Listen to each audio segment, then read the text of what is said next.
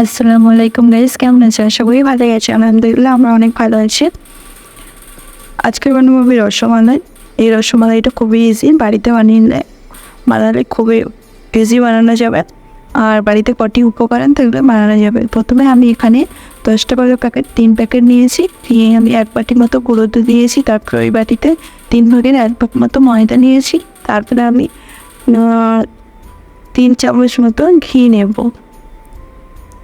ঘিটা নেওয়ার পরে আমি এখানে 1 চামচ মতো বেকিং পাউডার নেব। বেকিং পাউডারটা নেওয়া গেলে এটাকে মিক্স করতে হবে 10 মিনিট মতো হাতের সাহায্যে।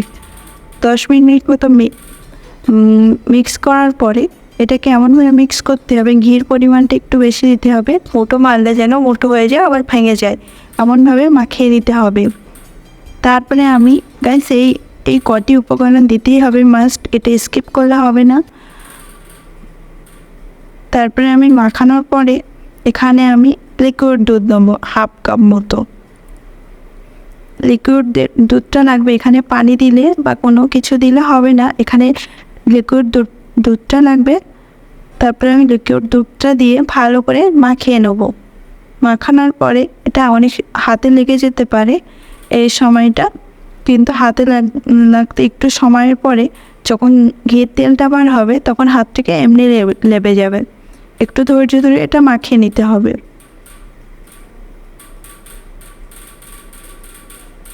তারপর মাখানো হয়ে গেলে 10 মিনিটের জন্য আমি এটা রেস্টে দিয়ে দেবো।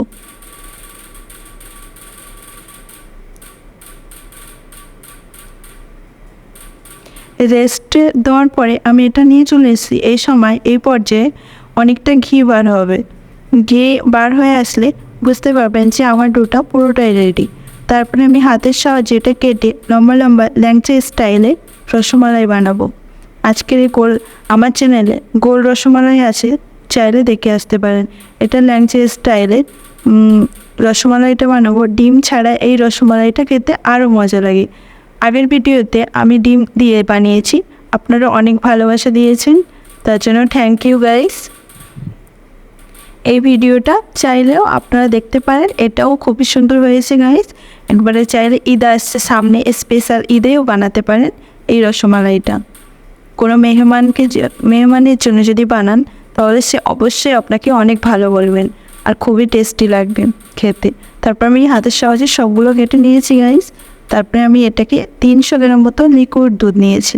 এই লিকুইড দুধটা হালকা গরম অবস্থায় আমি 1 চামচ মতো এখানে গুঁড়ো দুধটা দিয়েছি, দিয়ে মাখিয়ে নিয়েছি। তারপর আমি 1 বাটি মতো চিনি নিয়েছি। আপনাদের স্বাদ অনুযায়ী চিনি নিতে পারেন। এখানে চিনিটা আমরা একটু বেশি খাই, তার জন্য চিনিটা বেশি নিয়েছি। তারপরে একটু ফুটে উঠলে এই পর্যায়ে সবগুলো রসমালাইগুলো দিয়ে দেবো। এটাকে বেশি আমি ফোটাবো না, আর এটা ঢাকনাও চাপা দেবো না। ঢাকনা চাপা দিলে অনেক সময় ভেঙে যায়, অনেক প্রবলেম হয় শুনেছি। এটা ঢাকনা ছাড়াই আপনাদের দেখাবো কেমন হয়। আর বেশি ফোটাবো না, 2 থেকে 3 বার ফুটে উঠলে আমি রসমালাইটা নামিয়ে নেব। আর এই পর্যায়ে এই 2 থেকে 3 বার ফোটালে ডবল হয়ে যাবে, এতটাই ফুলে যাবে, আপনারা দেখলেই বুঝতে পারবেন।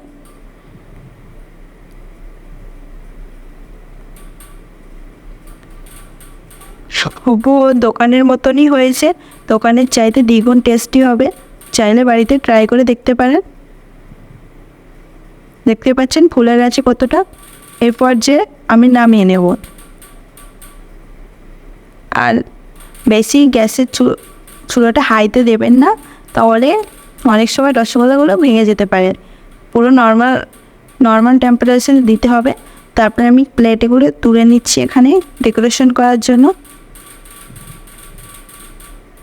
অনেক ইজি এটা বানানো, অনেক সহজ। তারপর উপর থেকে একটু বাদাম কুচি দিয়ে দিয়েছি, দেখতে সুন্দর লাগবে। আর দেখেই বুঝতে পারছো কতটা নরম তুলতুলে হয়েছে। তারপর আমি একটা কেটে আপনাদের দেখাচ্ছি কতটা নরম হয়েছে।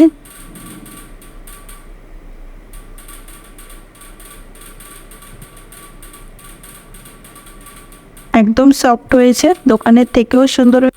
আর এমন এমন ভিডিও পেতে আমার চ্যানেলটি সাবস্ক্রাইব করে রেখুন, আর পাশে একটা লাইক করে দিও। আমি বুঝতে পারবো আপনাদের পছন্দ হয়েছে। আর একটা কমেন্টও বলে দিও যে কেমন হয়েছে।